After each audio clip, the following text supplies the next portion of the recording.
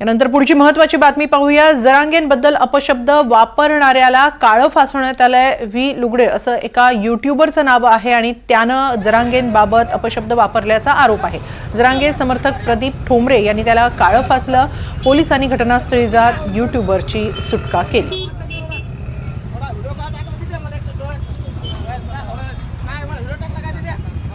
याबाबत अधिक माहिती घेऊया आमचे प्रतिनिधी मोहसिन शेख यांच्याकडून। मोहसिन, काय नेमकं घडलं?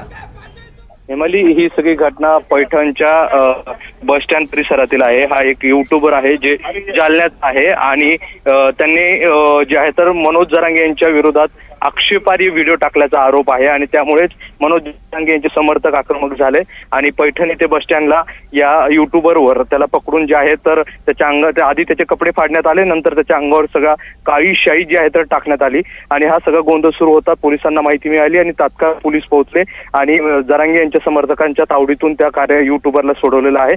आता त्याला पोलीस स्टेशनला नेण्यात आलेला आहे आणि पुढची कारवाई सुरू आहे।